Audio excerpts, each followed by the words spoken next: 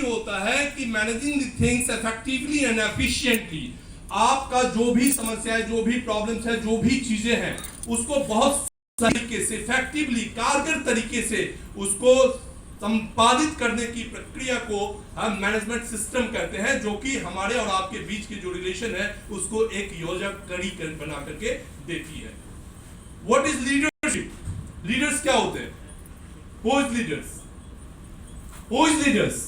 Anybody? Leaders कौन होते हैं? लीडर्स वो होते हैं जो अपने टीम को आगे एक कदम बढ़ के वो लीड करता है, वो फ्रंट से लीड करता है, हर समस्या में उसके साथ कदम से कदम मिला के चलता है, चाहे वो कुछ भी प्रॉब्लम्स आ जाए, मैं तुम्हारे साथ हूं। आज अग्रवाल जी नहीं है, फादर ऑफ डीएक्सन बिहार कर सकते हैं, जिन्होंने की हर समस्या में मैनेजमेंट को भी सपोर्ट किए।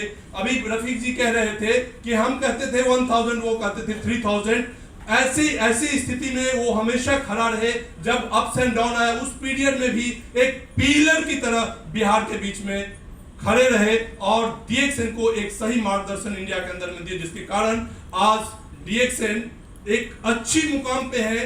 बिहार का रोल मॉडल आज बहुत सारे राज्य ही नहीं, बहुत सारे डीएक्सन के देश भी इमिटेट कर रहे हैं, नकल कर रहे हैं। आज हम उस मुकाम पे हैं। जब आपका नकल दूसरा करने लगे, आप समझो कि मैं सफल हूं। जब आपकी नकल दुनिया वाले करने लगो, समझ लो कि हम सही रास्ते पे जा रहे हैं। यस और नो? तो दोस्तों,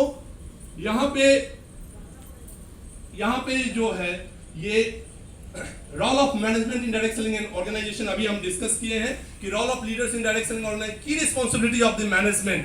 अब ये आता है कि रिस्पांसिबिलिटीज क्या है हमारी रिस्पांसिबिलिटीज है कि आपके सामने, एक लीडर के सामने किसी भी प्रकार की एथिकल प्रॉब्लम्स है तो उसको सॉर्ट आउट करना हमारे लोकल मैनेजमेंट की जिम्मेदारी बनती है। चाहे वो कोई भी प्रॉब्लम्स हो, हमारे लीडर्स को अगर कोई भी प्रॉब्लम्स है तो उसको सॉर्ट आउट करना हमारी जिम्मेदारी बनती है। और मैं आपको वादा करता हूं कि कोई भी प्रॉब्लम जो नॉर्मल एक सॉल्वेबल प्रॉब्लम हो, सॉल्यूशन लाइक हो, 72 घंटे के अंदर वर्किंग डे में आपका सॉर्ट आउट होनी चाहिए। एज ए मैनेजमेंट मैं भी यहां से कह रहा हूं कि 72 घंटे के अंदर में आपका सॉर्ट आउट होनी चाहिए। अगर नहीं होती है तो आप मेल कर सकते हो, रिप्लाई कर सकते हैं, लेकिन आप याद रहे कि हमने कहा कि आप भी समझदार हो, मैं भी समझ सकता हूं, जो problem sort out. Sir password lock हो गया, आप इधर जलेबी की तरह सीधा घूम रहे हैं, ऐसे नहीं, स्ट्रेट चलिए, टू दी पॉइंट, कहां पर बात करना है वो कीजिए। 72 घंटा working hour is too much time when you can sort out any problem, right? 2 से 3 दिन में कोई भी प्रॉब्लम्स को सॉर्ट आउट किया जा सकता है। अगर आप चाहते हो कि हम सफल होना चाहते हैं, हमारी रास्ते में कोई अवरोध ना आए, तो इस स्थिति में हम सफल बन सकते हैं, प्रोवाइडेड कि आपको इस तरह की सपोर्ट सिस्टम मिले, और डेफिनेटली मिलेगी। और यही रीजन है कि आज बिहार इतना फास्ट ग्रोथ कर रहा है, झारखंड इतना ग्रोथ कर रहा है। हमें बिहार झारखंड को अलग नजर से नहीं देखते हैं, एक ब्रिज की तरह देखते हैं, एक स्तंभ की तरह दोनों को देखते हैं, जहां के दोनों अपने आप में एक महान हस्तियां बन चुके हैं। यहाँ के लीडर्स जो हैं बिहार और झारखंड के, और बेहतरीन काम कर रहे हैं। Then what is key responsibilities of the leaders? ये लीडर्स की क्या रिस्पांसिबिलिटीज होती है? Sir, dedication, devotion and determination, 3D factors, that is more important, right? ये 3 चीजें बहुत इंपोर्टेंट है। आपको डेडिकेट होना जरूरी है। एक कहानी सुनाऊं कुछ लोगों को, और नहीं? कोई बात नहीं, अगर आप नहीं भी कहेंगे तो मैं सुनाऊंगा, है ना? Are you ready? तो चलिए, एक मंदिर का निर्माण एक गांव में हो रहा था, और वहां पर 2 मूर्तियों की आवश्यकता थी। वहां पर जाकर के स्कल्पचर जो थे वहां पर गए, और वहां पर जाकर के बोले कि भैया हमें 2 मूर्तियां चाहिए। वो गए, ठीक है, बहना जो होता है वो ले लिए, और लेकर के जंगल से क्या हुआ, पत्थर चुनने के लिए गए। 2 पत्थर, बड़ा बड़ा शिला जिसे कहते हो, उठा के लाए, और उसका कार्विंग चालू हुआ और मूर्ति बनाना चालू किया गया।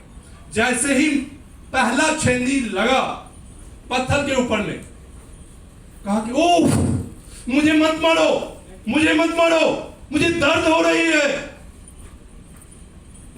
जो शिल्पीकार था वो साइलेंट हो गया। हाँ ठीक है, इसको बहुत दर्द हो रही है, इसको हटा दो, पत्थर को हटा दो।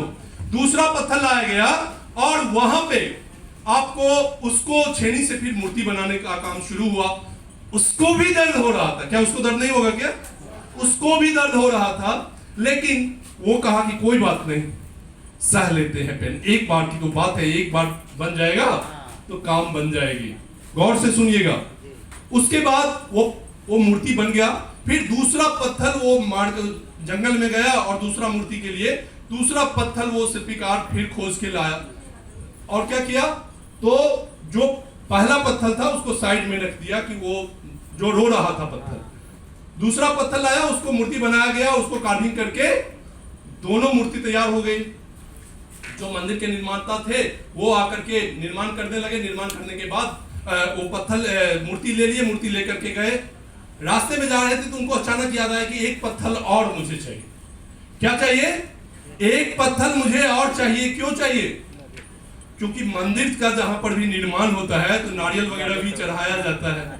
तो एक पत्थर और उन्होंने ले लिया और पत्थर लेकर के तीनों वो गए। उनको कि एक छोटा सा पत्थर और बोले कि हाँ एक पत्थर पड़ा हुआ है मेरे पास, पहला वाला।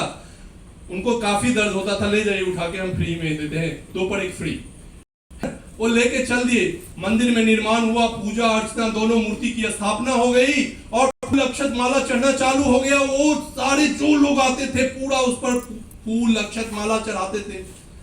और बाहर में वो मूर्ति है, वो जो पत्थर था उसको साइड में दिया गया। और जो आते थे वो ऐसे नारियल चढ़ा के, है ना, नारियल पूजा पाठ करके बाहर में आकर के हम लोग क्या करते हैं, नारियल को क्या करते हैं, ये लेकर के दे देना, फिर फटाक्स।